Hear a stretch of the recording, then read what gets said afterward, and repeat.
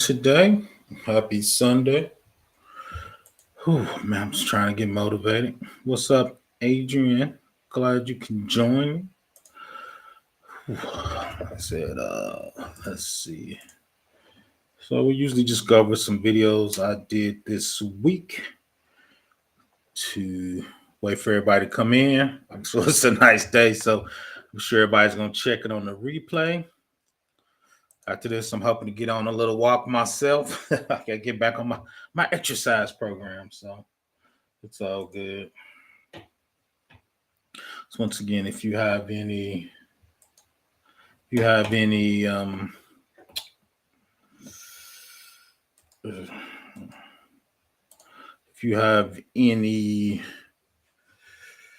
questions, just drop them in the box. I'm out here doing thumbnails for other people, so it's all good. So, man, I'm tired. Let's see. So let's talk about some of the stuff we did this week.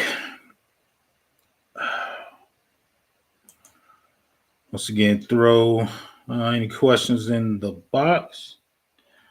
Let's see. Oh man, I am tired. I do not want to go to work tomorrow. So this one was prominent. People hacking physical devices. So one of the hacks are medical devices, which is kind of scary. You can hack um, things in the brain, ear plants, gastric stimulators, cardiac defibrillators, uh, foot drop implants, and the scary one is insulin pumps, right? There's a lot of people who are actually on diabetic medicine. So that was, I guess, interesting and scary at the same time. Go check it out. Like I said, I did a short video on that one. Um, like I said, everybody talks about IoT devices, but what about the medical devices, right? Once again, brain implants, cochlear implants, gastric simulators, cardiac defibrillators, foot drops, and insulin pumps, right? So those are medical devices that are wireless that they want to be able to adjust. But once again, if if they can adjust it, the hacker can adjust it, right? Which makes it all scary. This was actually in Illinois. People were stealing people's unemployment, changing a bank account number that the people with unemployment were getting their deposits in. One of my subscribers said, Cook County, Illinois is always something crazy going on in Illinois, right?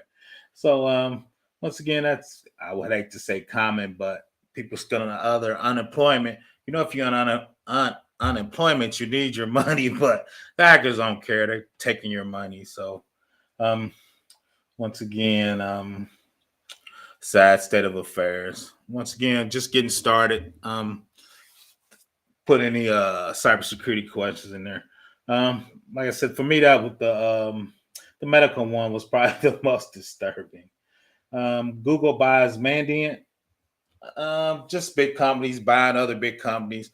I think they're trying to make a monopoly of security because we know security people get paid and that's the way of the future. So locking down security companies and really security talent, it's pretty thin out here now. So Google's trying to add on to their cloud. So they're trying to get the security part.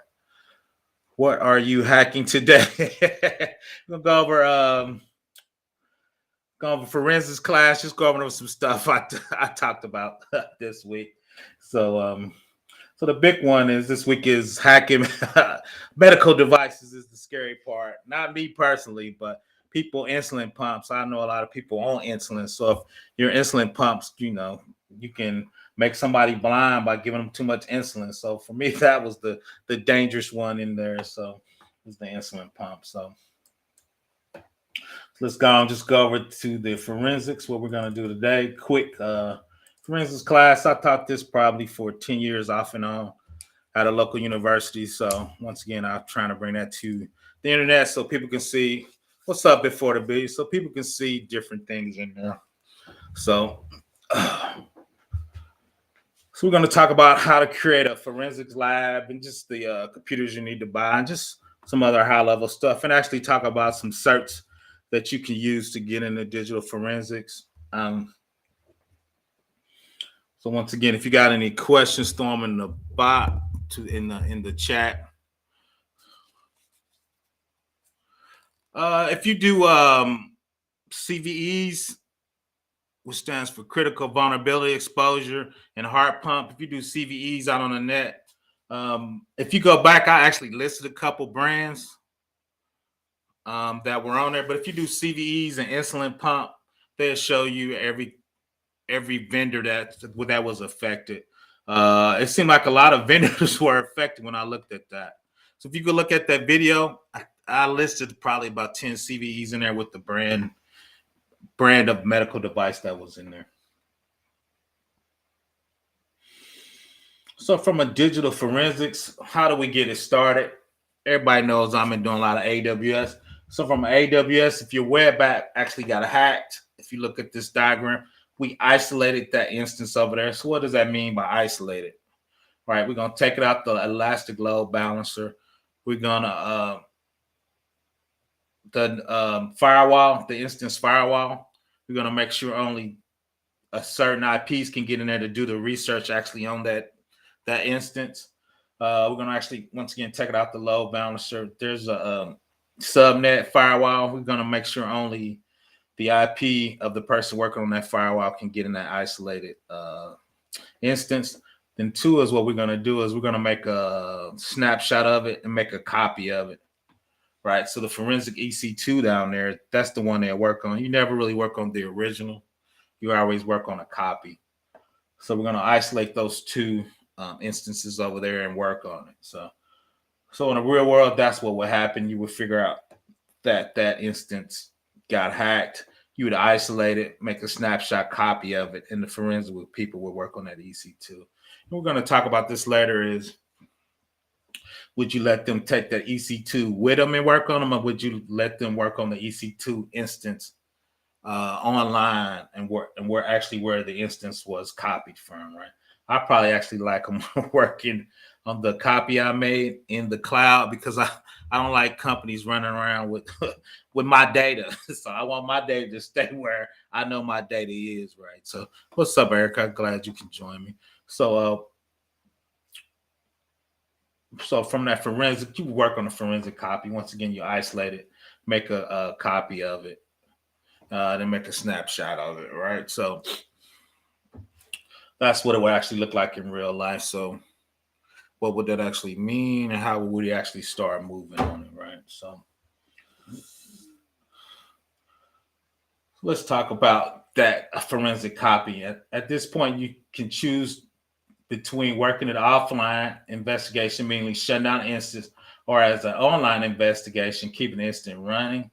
One advantage of offline investigation is that after the instance is shut down, it can no longer affect the existing environment.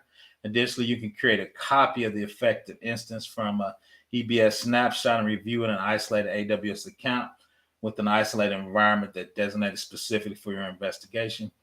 However, you can choose not to shut down the instance and have an online investigation. It enables you to potentially capture volatile evidence from the host system, such as memory and network traffic. So we got some more these classes come up, and we're going to dig down more in depth. This right here is just talking about what does your lab looks like, from a professional point of view. So we're going to talk about describe a couple certifications. Everybody's, hot on the certifications. We're going to list the physical requirements of the digital forensic lab, explaining criteria for selecting a forensic workstation, describe components used to build a business case for developing a forensic first lab. I've never seen a forensic lab built at a company or organization, even a Fortune 500. Most people, when they get forensic work, they're going to outsource that and bring in a special forensic company, a la Mandy. We got a couple local ones here in the Midwest that some of my clients use for that particular perspective. Because once again, that forensic talent is it's rare, especially at a high level, right? So you usually outsource that out. So once again, where can you conduct your investigation, store your evidence, house your environment? The ANSI National Accreditation Board provides accreditation of crime and forensic labs worldwide. Accreditation involves forensic labs to analyze digital evidence, out of lab functions and procedures, right? Most people know I work on federal sites, big sites. So we actually ask for this accreditation board. I do a lot of work with the IRS, so they want you to have certain accreditation when you're doing forensic work. Because when you're doing forensic work, right, you're going to be doing it on American citizens, so they want you to have some kind of accreditation for your lab to do that type of work. Because if something messes up, right, you want to have some kind of certification or recommendation or accreditation board saying that you were qualified to do that work. What's up, Titanium? I'm glad you can join me. So, what do lab managers do? Set up the process of managing cases, promote group consensus and decision, maintain fiscal responsibility, enforce ethical standards about lab staff, plan updates for the lab, promote quality assurance, set reasonable production standard, estimate how many cases an investigation can handle, right? Because when you that type of company, right, you doing that type of work. And two, a lot of times is when there are national attack going on. I'm not gonna talk a national hack going on, a la uh, the Java one, Kaseya's. I mean, there's been a number of ones. Um, you have to actually have set up a schedule with this company beforehand so you can schedule to get in. Because a lot of times when there's a national hack, companies are stepping over to get to these companies, right? So a lot of times, and Gary Bates said that he worked for many before. You got to set up a retainer like a law firm, right? So what's going on with the retainer? Are you first, second? What's your SLA with the retainer, right? So you gotta make sure you do that, right? Estimate preliminary and final results, create a monitor lab staff, staff member duties, knowledge and training, hardware, software, OSs, deductive reasoning. Workers reviewed regularly by the lab manager and check the NF website for online manual information, right?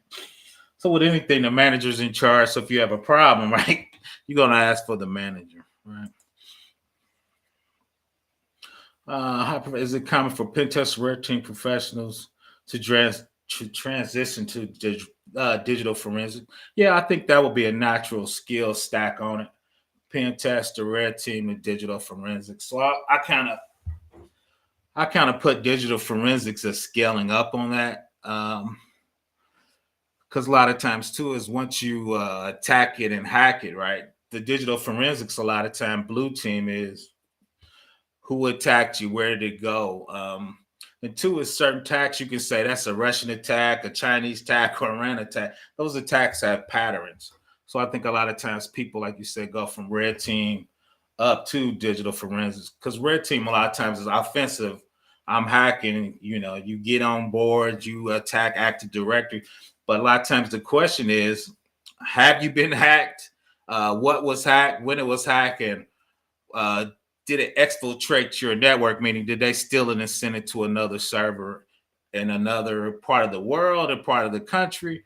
Right. That's part of the digital forensics is um, did that hacker actually get in? Right. So red team a lot of times and pen testers test that. Right. But in real life, you got to figure out actually did the hacker actually hack you? Because a lot of times too is they cover their tracks. They're deleting logs. They're damaging disk drives. They're trying to cover your tracks. So I think that will be a natural transition to the next level of that. I actually looked up forensic manager. Was that forensic manager? Nah, forensic scientist. U.S. Army was one of the biggest companies. Let me. put that down. City of Scottsdale. So they were showing you some salaries for forensic scientists. Base 59, 90, depending on where you're at and what your city was. Then here's the lab manager, 63 up to 220. So they show you lab manager 2, lab manager. So I'm sure if you're at a big organization or at Mandy, and I'm sure those guys make six figures, right? So it depends on what side of the country you are in. Like I said, I've worked with them, but there's always we outsource that to a company. I'll probably get one of those guys to come on and interview them, but when we think we have problems, we outsource that. Like I said, to a localized specialist company. Then if we have real problems, we try to get one of the big four accountings, including Mandy and Arthur Anderson, those type of guys. Once again, I work for a large organization. So 63 base, get up to 220 for forensic lab manager. So we're talk about budget and planning. And so that's some of the things we're going to do is I reached out to Gabe and Alpha Cyber and probably Kenny Conjo. And we probably do a red team, blue team, where you can actually see somebody hack it, tracing in the logs, see if they exfiltrated, look in the database. One thing we do is most people know I do blue team for a living. We log all the selects in the database. So if you see in the log file, somebody select all your records, created a file, and sent it to Iran from a forensic perspective, right? You know you've been hacked. What's up, Black Dove 21? So so I've been talking to those guys about doing a red team, blue team, but it's just so busy and the year is kind of flying by. So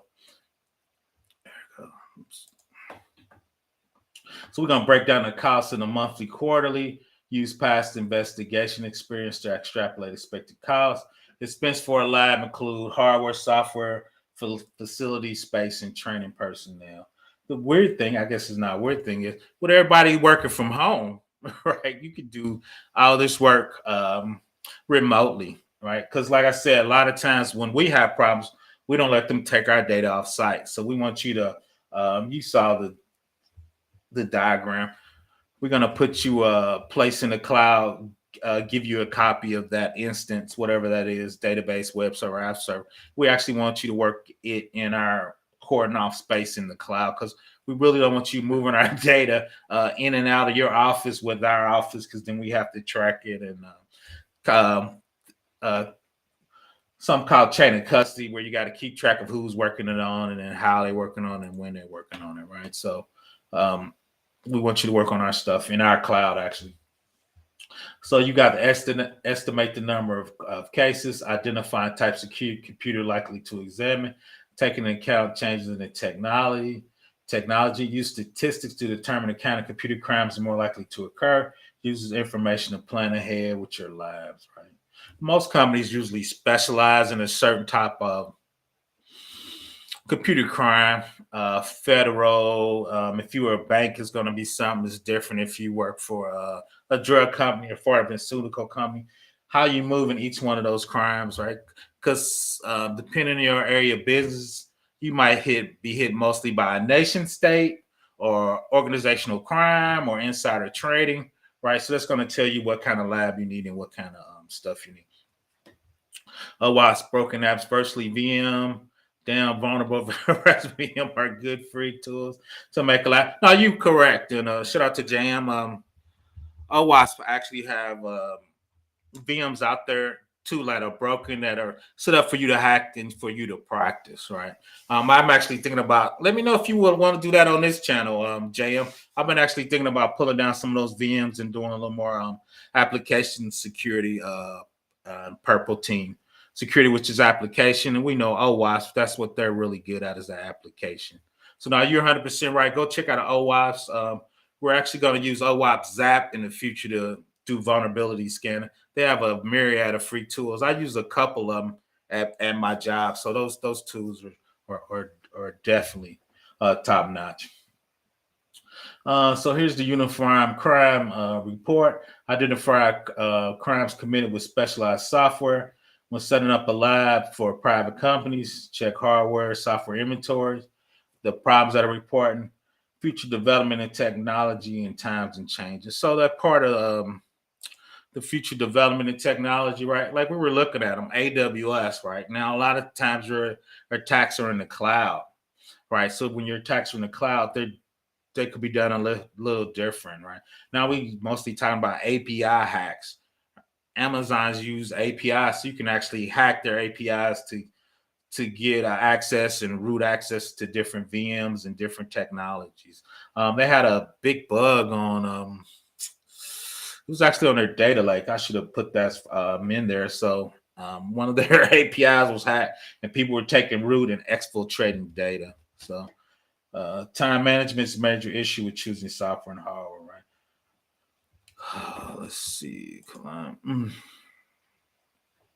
What extra techniques are you seeing? I mostly see an API attacks. And there was this thing called Golden SAML where you can actually take the user session even if somebody logged on as MFA. Those are the usually ones I see. Cal. To be honest, I do more blue team, so I don't see a ton of those. When we do research for the organization workout, we look out and see the most common hacks and how they're doing it. The sad part is, shout out to Gabe, most people that's been using the same attacks for the last 10 years. If you go to OWASP top 10, SQL injection been out there for 20 years, right? People are not using secure coding. So it's not like I'm seeing new stuff. I just see the same old stuff. And now it's just a little different because in the cloud, but it's basically the same 5 or 6 attacks for the last 20 years. We don't learn as we create new programming language, new techniques, and lose environment. We seem like we forget how the old people attack. So all the stuff I've seen is, to be honest, is old. So we're talking about updating your skills through appropriate training. That's what my man was talking about. What new skills should you use? Oh, I think I skipped Titanium's question or statement. 63 for forensic lab managers. That manager that process the elements, kind of like you see on NCI or digital. Yeah, I think that's what it is. You kind of oversee the budget and oversee the management. So I don't think they have actually. Well, they probably have some minor forensic skill, but I think they're managing a team. Like my CISO, I'm gonna have come on here. I always tease him because he actually came from water and NSA, so we trained him up on computers. But his job is to manage the team, the budget, talk to the CIO and the CEO if we got hacked at a big enough level. Titanium. So let me know if that answers y'all questions in the chat. But like I said, that's the sad thing. If you look at the Watch Top 10, they actually show you the top 20 over the last 20 years. 10 of them been the same thing for the last 10 years. So get your new skills. International Association of Computer Investigation Specialists, AIC, created by police officers who wanted to formalize credentials in digital investigation. Candidates completes the AIC test are designated as a certified forensic computer examiner. Let me unhighlight that so you can see that. So that's one of the certifications you can get. This actually is for police officer, right? Because they're in the digital age and they're talking about phones, search warrants, looking at phones, looking at computers to find pornography and all other kind of stuff, right? So the police station has to get trained up on how to, catch the bad guy when you do that.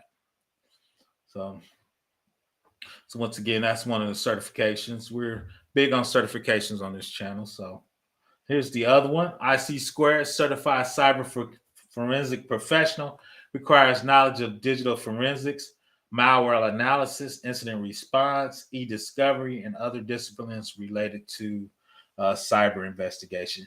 E-discovery is electronic discovery, mostly for lawyers. So when you go to court, they say e-discovery, or sometime our legal staff will come and ask us for certain emails or documentations that are saved on a server, right? If you look at Azure, a lot of people using Azure's O365, and I might look that up at the end. They actually have e-discovery built into their tool. Why? They know legal is going to be in there asking for certain emails and certain documentation. Right, so they built their tool to get that. Can you make a video explaining the different types of cross-site scripting attacks? I'm having difficulty understanding. Yeah, I can do that. JM, I'm behind on my things. Yeah,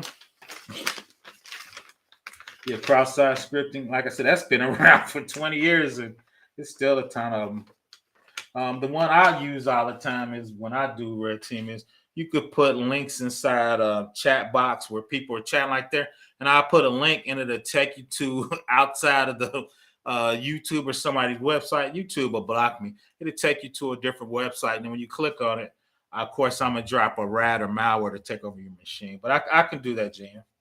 Shout out to eDiscovery. Uh, so yeah, so from she's killer paralegal, worldwide paralegal. So yeah, so eDiscovery.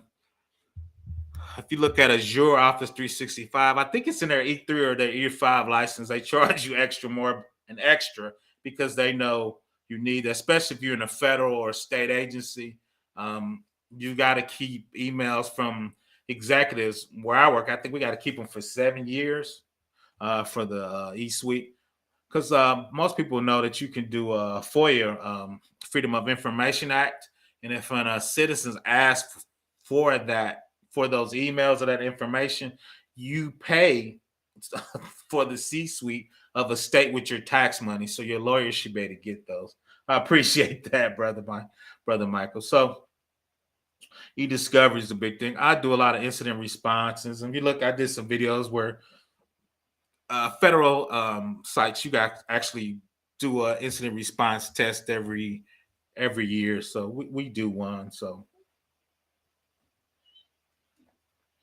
here's some other certifications. I'm gonna put those in the description after that. High Tech Crime Network, Certified Crime Investigator, basic and advanced level. Certified Computer Forensic Technician, basic and advanced level.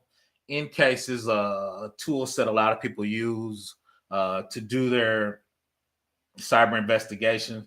It's open to the public and private sector. Specific use and mastery of in-case. Candidates are required to have a licensed copy of in-case. It's super expensive, but that's what you do your cases in.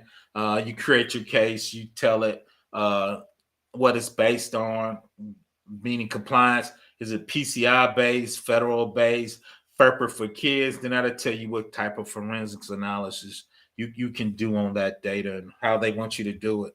Because certain compliances want you to do forensics in a certain way. So there's FOIA all up in your business. Fact. So where I work at, you can get FOIA requests. So we actually work closely with legal on about FOIA requests. And I got to word this right. Some things you don't put in emails, so you want to make sure they're there can be found in email, right? You're not hiding anything. You just getting legal advice, and this is not legal advice, right? But certain things you should put in email, and certain things you shouldn't, right? So your legal counsel will give you advice on what you should do, that so it won't be up to FOIA, right? Access Data Certified Certification, which I was surprised, open to the public once again, specific use and mastery of their toolkit. Exam has knowledge component. Other training and certifications are e-counsel, system admin, audit, networking security with SANS, defensive cyber investigation training academy. Right, here's some other ones. I was surprised there's so many certification for forensics. I forgot about it. I've been teaching this class off and on for a decade, but there's a ton of certifications for it. So it must be high. Federal law and investigation. Once again, there's a lot of federal level and legal things you have to do. What's up, Wally? To figure that out. So if you want to get in there, and I think who JM or somebody brought it up, is if you're doing red team or pen tester, I think this will be a natural transition for that. Help you. Shout out to Black Heights and Tam, help you get the bag with the certifications. Once again, the only negative I see about this, and this is my 2 cents, is there's only specialized companies that really do digital forensics. You don't have those on site as much, so there's less jobs, right? So I think the jobs pay a little more, but I think there are fewer Once again, if you're looking for a system admin, every company has that, right? Every cloud's going to have that version, right? When you're talking about forensic, once again, when we use them, we do some preliminary stuff on our own, and we outsource that to a local vendor. And once again, we go with the big boys Mandy, and if it's a national attack, so determining physical requirements for a computer forensic lab. Most of your investigation is conducted in a lab. Labs should be secure so evidence is not lost, corrupted, or destroyed. Provide a safe and secure physical environment. Keep inventory control of your assets. Know when you need to order supplies. Secure facilities should preserve integrity of evidence. Minimal requirements. Small room with the true floor to ceiling walls, door access with lock mechanism, secure containers, visitor logs. People working together should have the same access level. Brief your staff about security policies and from a federal level, since they're doing forensics and they can see data sometime for federal clients, you got to do an FBI background check. So, what actually is an FBI background check? Fingerprinted, look at their database, going through all the sites to see if you're having a felony. And the sad part about it, they're actually going to check your credit. If your credit's messed up, right, that could actually affect your job prospects, which I think is BS, but I see that a lot in this industry. When I first bought a house, oh God, one of my 50, probably 25 years ago, when I pulled my credit, I noticed my company pulled my credit. So I asked my boss, this is probably 25. I'm like, did you pull my credit? He goes, yeah, man, you close to the money. We got to make sure your credit's good. They call it malleable. We don't want no crook to give you a bribe and you steal the money, right? So you got to just a little jewel there. I was surprised when I saw my company pull my credit report. I thought they were overreaching, but like I said, that's kind of normal in this business because you're so close to the money. Right. I used to pay soldiers and retirees at DOD. I used to see bank files. Right. I probably could have put my bank account into one of the files if I wanted to. Right. I would never do that, but I had access to bank files. We were sending to the bank, so I could have done that if I wanted to. Right. So that's why they do background checks, credit checks on you, and all that. So high risk investigations demand more security than a minimal lab. Tempest facilities, electronic radiation proof. Tempest facilities are very expensive. You can use low and managed workstations instead. So the old days when you use those big green screens, if you stood outside with a triometer, I'm not saying it right, you could actually see the screen through the wall because it was throwing so much. I wouldn't call it radiation, like you weren't going to get sick or anything, but so you could do that. So now the new monitors, especially the new LCDs, they throw out very little of that with those workstations. So that's really not a problem or worry anymore. What's creepy, Metropolis, them doing a background check, them digging all into your life. Because when you work on DOD, seriously, I got a low level. I was doing a top secret. They were going to come out and interview my neighbors. I was like, dude, my neighbors don't like me, man. I'm the grumpy dude. Get off my lawn. But they were going to interview my neighbors. So that's what it. When you get those type of top secrets, they see a lot of stuff. They want to dig into it because they think you have bad credit. You're more likely to. Yep, that's it, JM. I think that's BS, but that's it, JM. They think it's called malleable is the term. Yeah, they think you'll be more likely to accept the bribe. Right. Shout out to Snuggle, my favorite troll. I'm gonna drop the link, but I don't want her to come up because I know I don't want her to reveal herself on my channel's too small for Snuggles. She need a bigger platform. Shout out to Snuggles. Yeah. Trump facts, all of that. So yeah, so that's true. They dig in. I don't think this Trump taxes, they're not trying to take you out, but I think it's a kind of unfair barrier for them. I tell people, if you pay me good, I won't have bad credit. So I actually had a conversation with my boss. No, you good, Metropolis. You my man. You all good. You all good, Metropolis. So yeah, I talked to my boss about that. I think it's a barrier to the entry. You know how sometimes your parents can mess up your credit, man. So it's and two is you could have just had a bad spot in your life, man. That shouldn't affect your job prospects if you never done anything wrong, right? And I'm all about redemption. So just because you didn't pay a couple bills and your credit low don't mean you can't get a job, right? If you pay me good, then my credit will go up. So I have that debate with my boss. I'm gonna have him on my channel. He's NSA and super. He's from the military, so he's super buttoned up. That's my guy. Though I always tell him I like him because I don't have to guess what he gonna do. I already know what he gonna do. I'll be telling him, don't be snitching on us, boss. We just had a big audit, and I'm gonna talk about that live probably on Tuesday. Talk about the audit. It went super well, but when you get interviewed, when people start doing scans on your machines, what does that look like in real life? And when you go through a federal audit, what does that mean?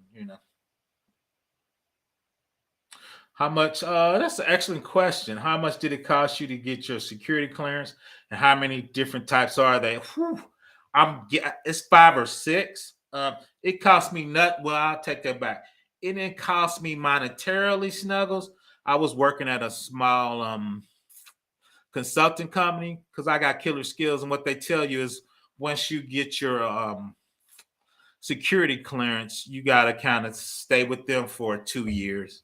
Um, I was young and I was grinding, so I know I wasn't going to leave for 2 years. So usually they don't charge me. I heard it costs about $30,000 to get a top secret, especially with polygraph, where they do the polygraph. And I'm bringing on a guy that I used to work with. I think he did the polygraph one, so I'm gonna have him talk about the polygraph. I know it's not. I'm calling it mid-level security, top secret security. Then I know there's top secret where they do the lie detector test. Those are the ones I know from the federal level, Snuggles. Once again, I don't have to pay for it. My company paid for it, and I had to say I was going to work with them for 2 years. And two is once you have them, mine it probably expired 5 years ago. Your company really doesn't own it. Your name's in the database. So if you went to another company, that security clearance follows you because it's in the national security database. By the way, they got hacked. But yeah, so that's in there. That's an excellent question, Skulls. Let me know if that answered it, Snuggles. And I tell a lot of people, if you go to the big companies, if you got those skills, they'll pay for your security clearance. You just got to tell them you're going to stay with a certain level of years, and a lot of times it's usually not nothing crazy. Side channel attacks. I have to look at that. My view on a lot of times on side channel attacks is MFA. So a lot of times you have to be logged on. So if you log on and you try to steal my session, it's going to call my phone again. Side channel attacks. And two is if you look up something, and I did a video on it called Zero Trust. Side channels are usually done by east and west traffic, meaning if I hack one web server, they all on the same subnet, and that's kind of a side channel attack. I put firewalls on each of those objects, so you can't randomly attack anything on the same subnet I'm on. So at a high level, that's how I would do it. If you look up Zero Trust, which is real big in there, they actually have side channel protection on there. One is MFA. The other two is corporate equipment, meaning when my machine logs on, it checks to see if it's owned by that organization. If I'm trying to log on with personal equipment, it's going to block it. So a lot of that blocks the side channel attack. No evidence of lockers must be secure. Recommendations for securing containers. Restricted area, limited number of people that can access the container, maintains records of who authorizes, and containers should remain locked in, not in use. If using combination locks, pay the late so I can get these student loans off in full. Facts. Jeff Snuggles, my favorite. It's a shout out. They got hacked. Yeah, it was hilarious. Oh yeah, they got hacked, man. So all the people with security clearances got hacked. I was talking to my boss because he had I think he's top secret NSA back then. I was low level working on my top secret. During the Afghanistan war, it was easy to get a clearance to work. All facts. The contractors will be needed people. A lot of companies that have contracts with government overseas. All facts. I think it's still easy to get them, JM. I think the hard part is the companies assign you for them. It just takes forever to get them. Like the company says, you can. I'm gonna put you in a database, but for them to come out, that's my favorite word, and adjudicate you. I think that's the hard part. Because when I did it so long ago, if they did your first adjudication, meaning that you did this preliminary, if your credit was good, you had no felonies, and your FBI background, they would let you work under risk, meaning after 6 months, once they're finished, if you were good, you were good. But if you came up bad, they would. I seen people escorted out of the facilities because their background check came up bad. Um, so let's see.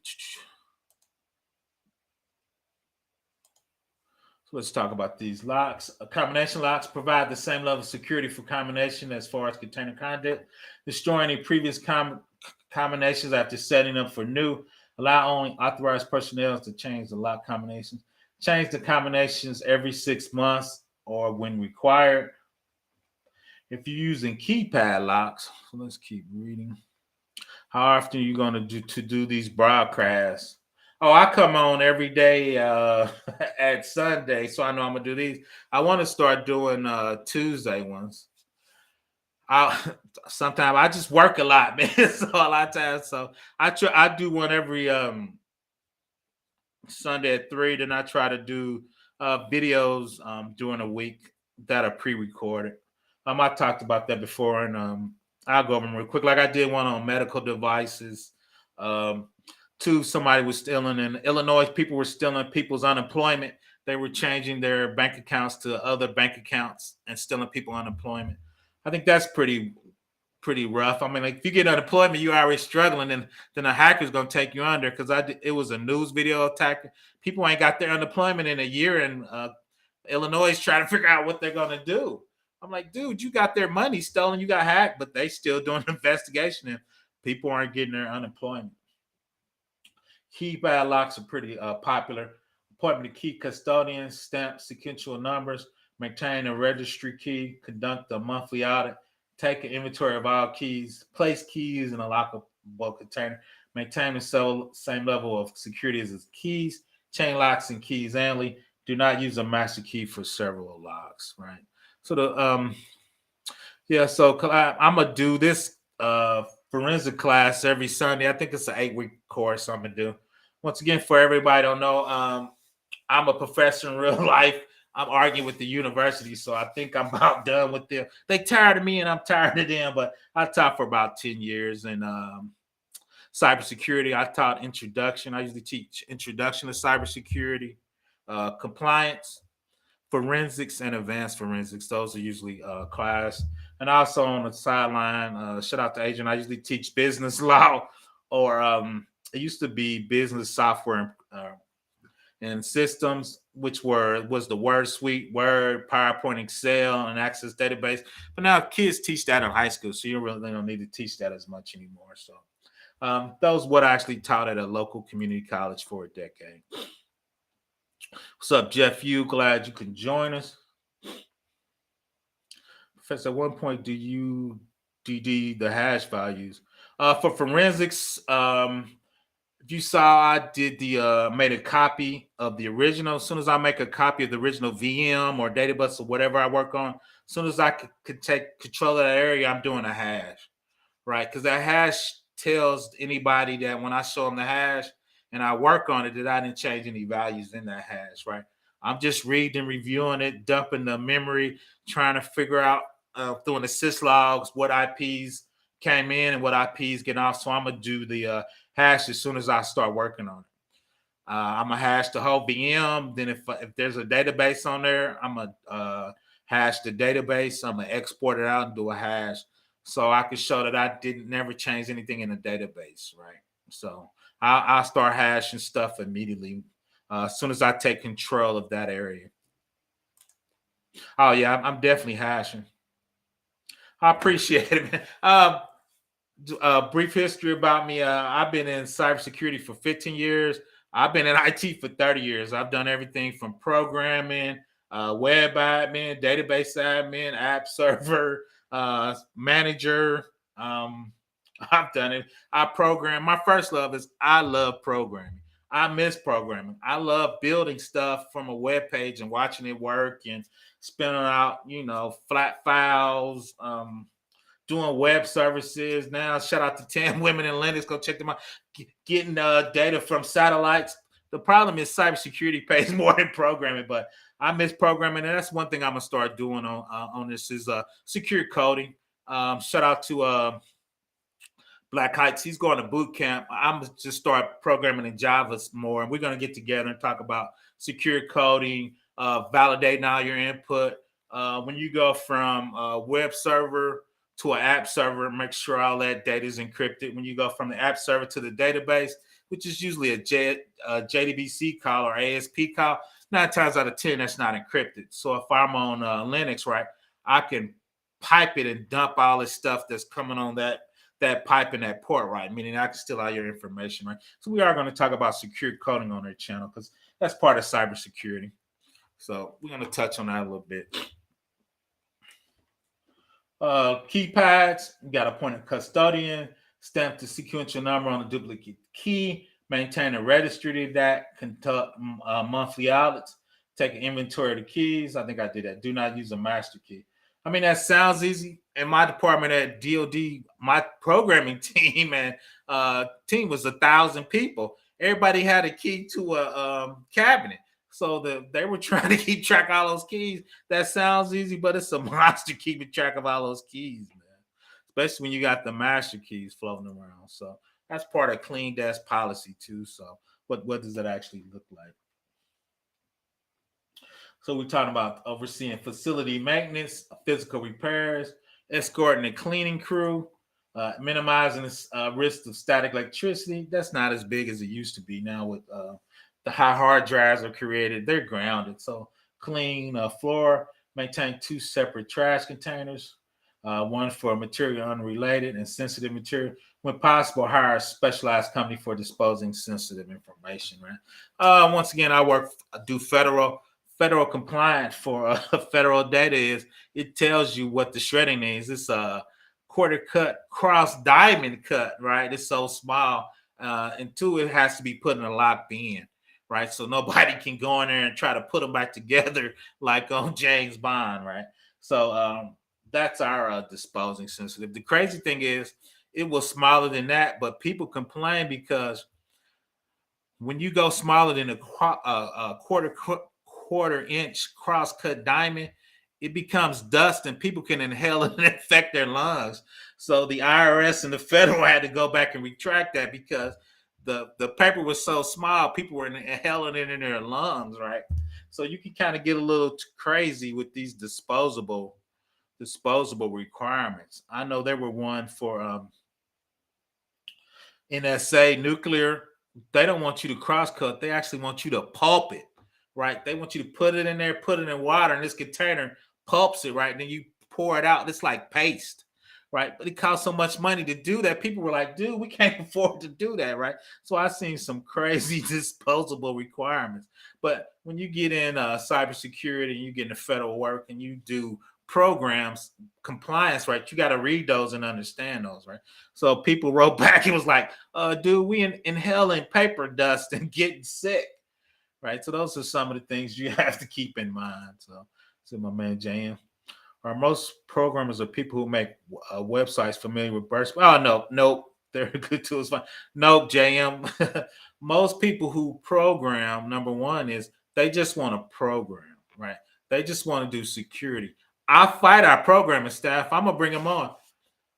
Security gets in the way. They get paid for features, right? Features are what people pay for. They don't pay for security until they get hacked, right? People don't think about security. I love Burp Suite. I love looking like you're right. I can see which elements are in there. Then when they hit save, I can see which one's encrypted. I can see where it's going. I can actually look at the headers to make sure the headers are right. Burp Suite is and the community edition is good enough, JM. Most programmers don't understand secure coding. they're just trying to get their job done, right? So now I'm, as a security person, is trying to, like you said, introducing those tools for the programming teams. Because what happens is I usually do it once it gets in production, or I do a security review, right? So then I'm gonna do burp suite. Now I'm finding out these vulnerabilities I gotta send back to the security JM, right? That's part of secure coding. And that's one reason why I tell people a lot of times, if you're a programmer, you can get in security, because most people don't understand application security. JM, what you probably know, that's called Purple Team. That's application security. Um, Checking your validation, checking your event, checking, like you said, when they hit the button, what can you see? What's encrypted? Where is it going? What's header? So now, Jam, that's actually perfect. But most programmers, especially junior and mid programmers, don't know what that is. I've seen some advanced programming guys know what that is, but no.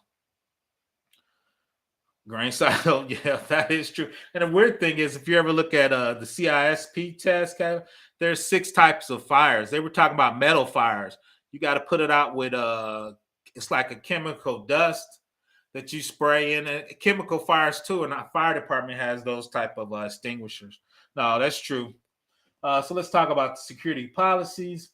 Maintain a sign and log in visitors. Anyone that's not assigned to a person is a visitor. Escort out visitors all the time. Use visible audio indicators to visitors inside your premises.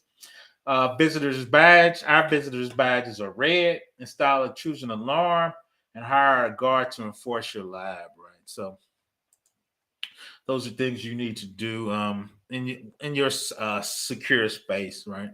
So we have secure space. So we gotta secure it. Right. You gotta have certain visitors badge so we know who you are. Is there an incineration method for paper document disposables? Um, I think for us there is. If you look at certain companies you hire that does the shredding, the other part of shredding is how do they incinerate it, or how they pulp it, or how they dispose of it, right? So our company, we get a attestation, which is basically a typed up letter that says this is what they do to the lock bins, and how nobody can get in the lock bins, but they're people. How do they dump it in, pulp it, or set it on fire so they know nobody can get our data and read it? So they usually give us an attestation of what they're doing and their process for doing that. Please do the class on first we play. Let me think about that, Netropolis. I might boot that to Alpha Cyber, somebody that uses it more in Netropolis. I, I can do one. I just use it at such a high level. I get the community version. I do like 10 basic things. I wouldn't call myself an expert in Netropolis. Let me know if you want it. I can still do it. I'm not once again, I'm not an expert on that. I do, like I said, some high level stuff for that using Burp Suite. Um, Liquid metals, fires, or beasts. Yeah, I never even thought about that till we were talking about it in class. And actually, one of my buddies worked in a metals company. He was talking about metal fires and when people delete themselves in the liquid, which I thought was crazy. So, um, yeah, those are specific type of fires. And the other one is, which people know, is grease fire. You can't put a grease fire out with water. You can, but you got to put a lot of water. Usually, you're supposed to put the chemical dust to, or take all the air out of it, right? Or have that special fire extinguisher with the chemicals, right? You don't pour wire on a grease fire, you make it worse. I appreciate that, that Tropolis. My students like me, but the university says I don't follow policies on my syllabus. We were arguing about the syllabus. I was like, dude, I don't have time to argue about a syllabus, but I appreciate that. Like I said, so I'm gonna bring a lot of that to you too, and just do classes. Then two part of the classes, I know people want to get certification. So if it's guys out there that I know doing a certification, I direct you to those guys, and I kind of work on partnership with those. Like I said, I do the CompTIA stuff, ITF, Tech G, and Master IT. Both of those guys got great content on that with questions you can purchase at a discount rate and study notes. So that's why I'm actually going to do a learning management system for a couple things I want to teach, aka GRC, governance, risk, and compliance. So I'll probably do electronic class. You can sign up. It'll be dirt cheap if I do it. So that's what I'm hoping to do this summer. How can you configure your work area? Got to use your budgets, available floor space, number of computers you assign to each investigator. Ideal configuration: 2 forensic workstation, 1 non-forensic workstation with internet access. Right. Small labs usually consist of 1 or 2 forensic workstation, a research computer with internet access, a workbench, storage bins. So that shows you a quick picture of that. 2 forensic. So the thing I always worry about though is my forensic PC has to be updated. So somehow I got to get these updates out the internet and get them to the forensic PC without getting it infected or getting it hacked, right? So people are like, oh, my forensic people PC's not on internet, but I'm like, dude, I still got to update the OS. I still got to update the firmware. So what does that look like in real life, right? So. Oh, facts. Get past the gatekeepers. And two is I've been from my end, I've been working on the gatekeepers. I've been working on the CISO. We've been talking about the validity of certifications, the validity of labbing every day, right?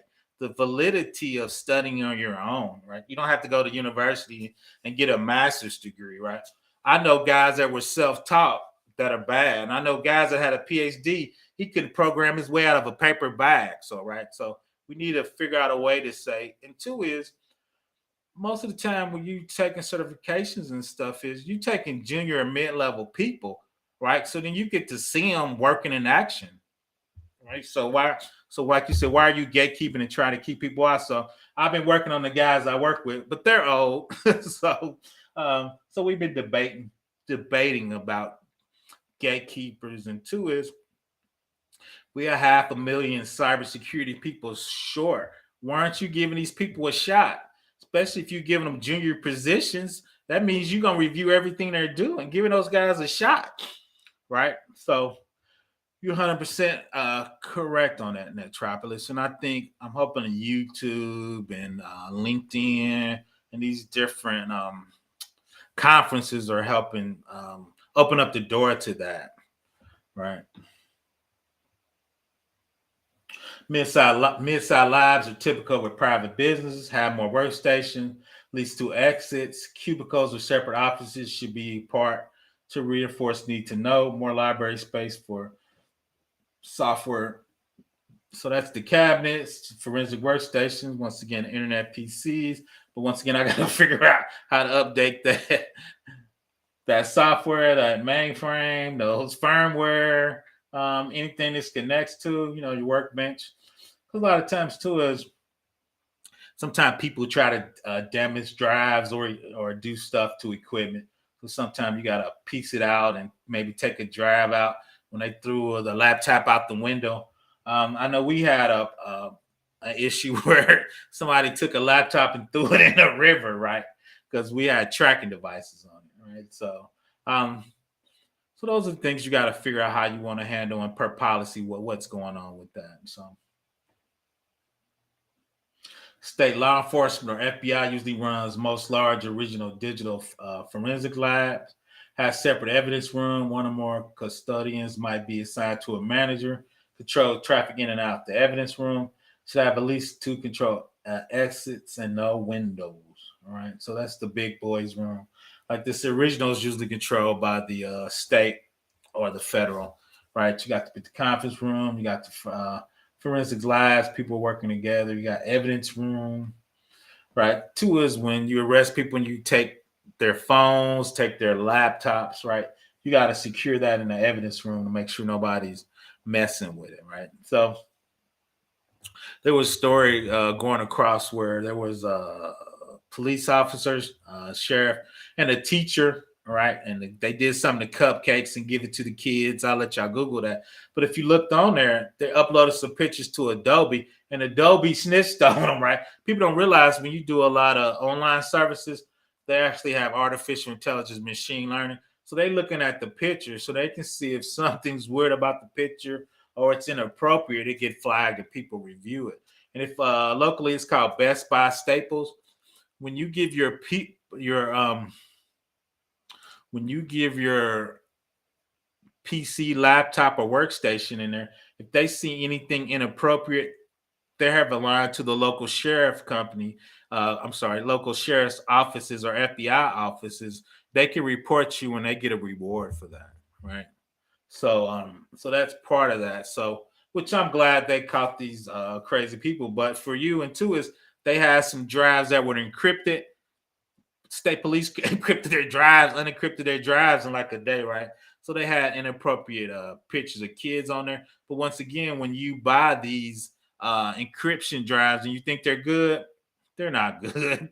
They're not doing federal level encryption or NSA level encryption. So law enforcement have keys and stuff to break that, right? Which is good for a personal thing. But if you got your personal records on them and you're trying to be secure, you want a higher level of security. Are they actually police officers, forensics people, or contractors? Oh, there's both. The police have their forensics people, and a lot of times, when big businesses get hacked, they have on retainer the best. Like Mandy, it's one of the top. Microsoft is one of the top. People don't realize this. AWS is so big; their internal security team is like 1,000 people, so they're one of the top. So it's both, JM. So a lot of times too, if the police get over their heads, they can contract it out to big contracting companies, right? But there's always some incidents because remember when the terrorists had an Apple phone, Apple wouldn't unencrypt it for the police. They wouldn't give them the keys, right? So they were arguing, talking about constitutional rights, and Apple was talking about your personal privacy. So I think they're still kind of working out those laws, JM, and kind of figuring out when is it appropriate, when is it not. Shout out to Apple. They didn't turn over the keys. Police and FBI was very upset with Apple. So if you Google that case, that probably was 3 years ago. So I think we're trying to still work those laws out, Jam, and figure out what that actually looks like in real life, right? So once again, depending on the budget for your battle station, use less powerful workstation for mundane tasks. Use multiple purposes for workstations. Police labs have the most diverse needs of computer investigation. A lab might need legacy system and software to match the community. Small police department might have one multi-purpose forensics teams, right? And that's the one thing about, shout out to Apple. Most of the guys I work with in there, they do Apple because you can run multiple VMs. So you can have all the OSs on your Apple. You can boot to Windows 95, Windows 10, all the version of Windows. Then you can have server versions, 2018, 2019 of Windows. Then you can run Red Hat. You can have like 10 or 15 OSs on a Unix. So anything you need, you can just boot up to that, right? So requirements are easy to determine. Business can conduct internal investigation, identify the environment you deal with, hardware, an operating system. With some digital forensics program, you can work from a Windows PC and examine both Windows and Macintosh disk drives.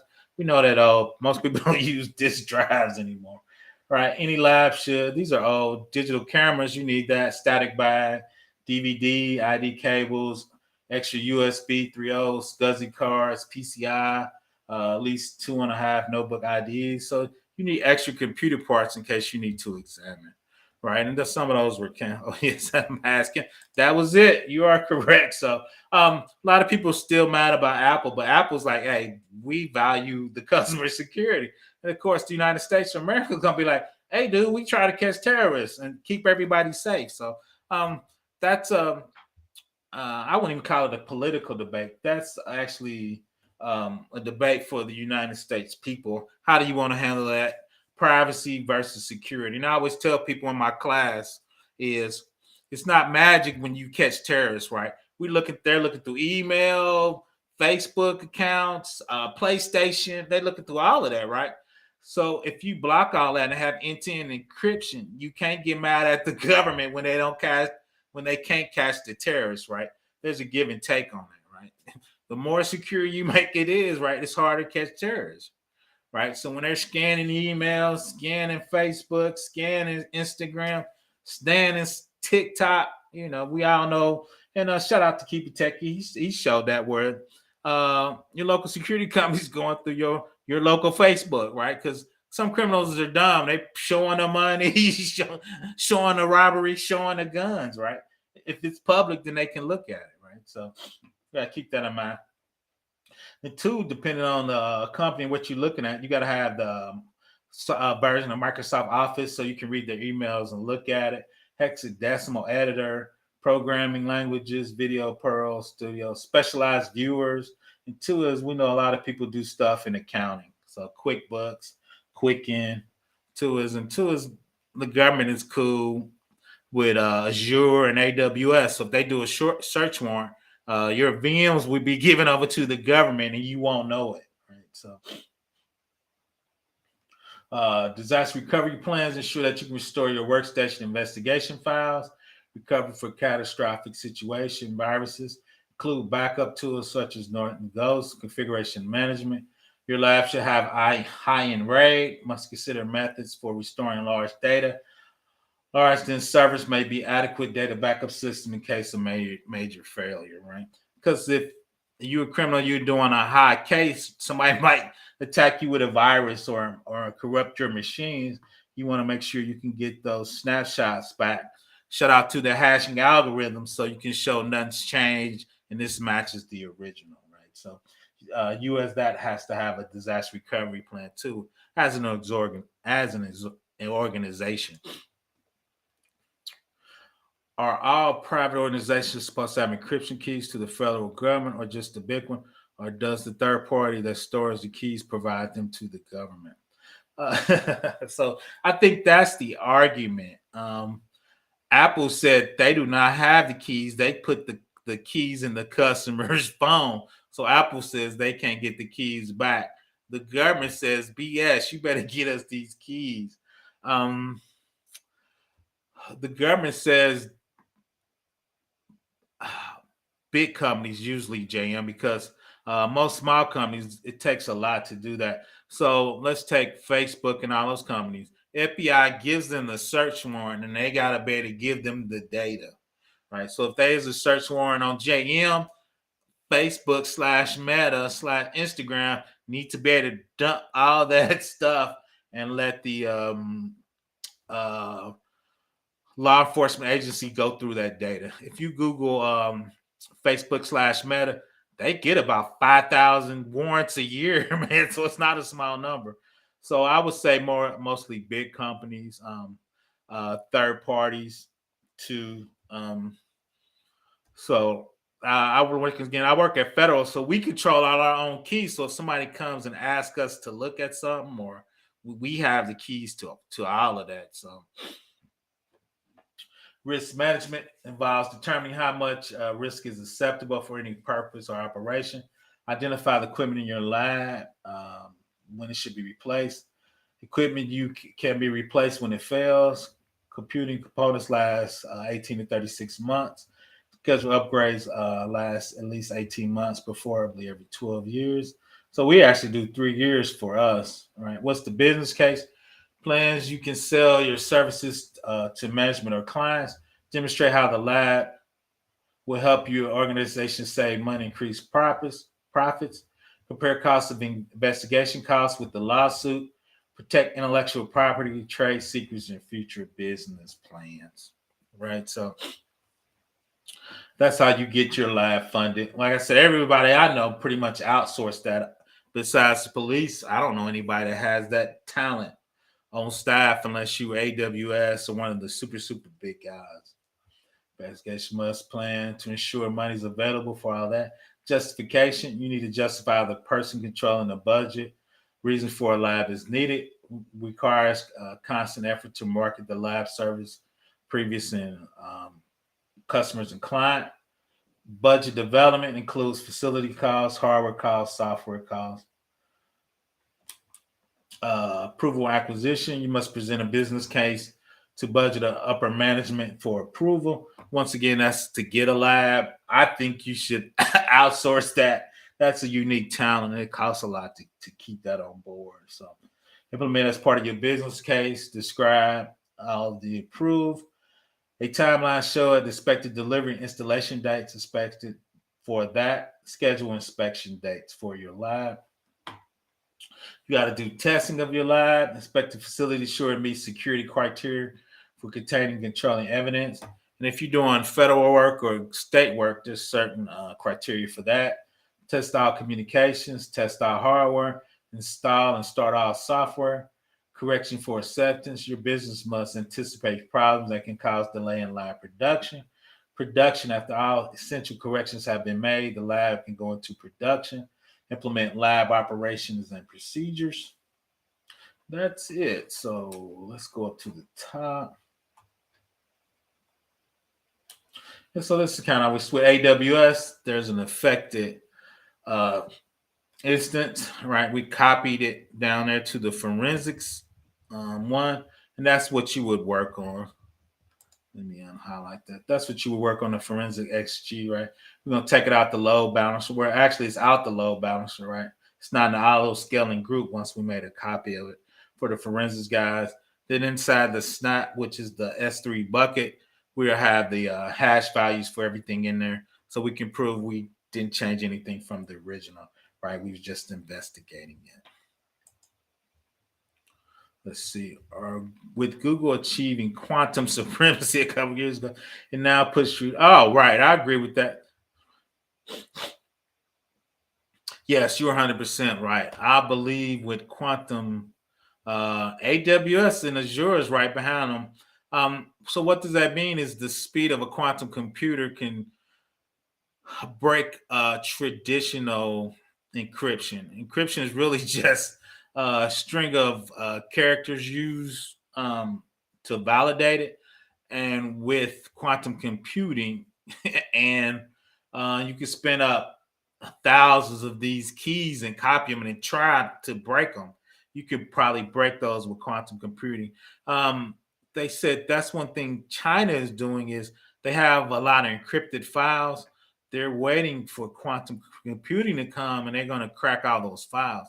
Some of those files are probably 5 and 6 years old, but they're going to see what's in them, right? Hopefully, by the time they break them with quantum computer, whatever's on those machines are old and outdated. But no, you are correct. Quantum computing is going to make traditional encryption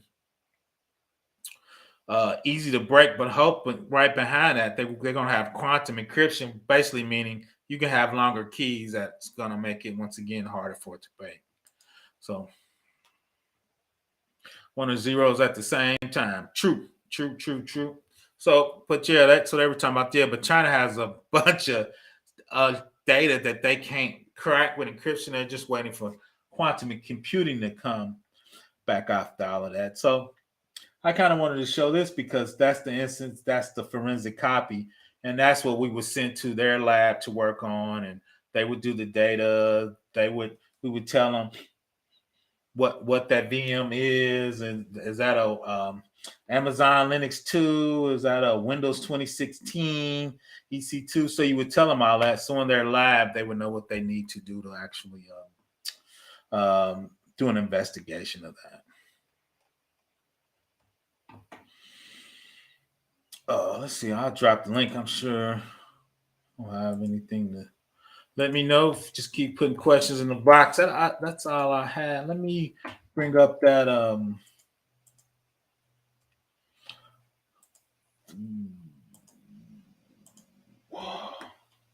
So last week I went over medical pumps. You can see if you can look at the medical pumps. All these pumps are wireless because the doctors want to be able to adjust them on the fly. But once again, hackers are going in there too. In Illinois, people were stealing your unemployment rate. They were taking their bank account and put the hacker's bank account in, which was overseas. Which you should see that's funny. But it was going overseas, and they were changing the money into Bitcoin to try to hide it and transferring it around. And the other big one was, of course, Google buys Mandiant. Google's trying to get their cloud up to AWS and Azure. Shout out to them too. They're dominating the market. So, and once again, back to that. So, I'll let y'all put some more questions in it. That's all I had today. I'll look at that burp sweep. I don't do a lot of burp sweep. I do it at a high level. Yeah, crafty. Crafty. I don't know if that's crafty good or crafty bad. They're stealing it. So once again, that's all I got. Once again, I'm calling it a forensic seminar. It's an 8-week class. We're just touching on it. I like to do different stuff so people can see different domains in cybersecurity. Right. You don't have to master, but you just kind of need to understand it. Like I said, I'm far from mastering forensics. Like I said, we outsource it. I know enough I can hash it. I can take a snapshot of it. Once again, in our incident response, we talk about what's going to happen if we ever got hacked, right? So that's part of incident response. Who we're going to call? How are we going to isolate it? How are we going to take it off the system so it doesn't affect other things? How do we know when it's fixed?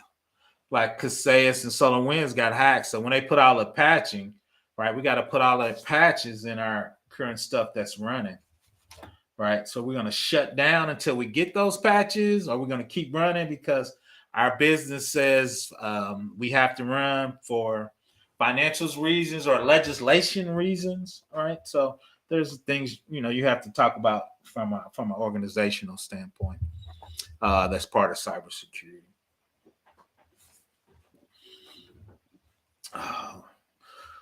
Let it know. Like I said, I think I'm about to go relax a little bit. Monday's almost here. I don't want to go tomorrow.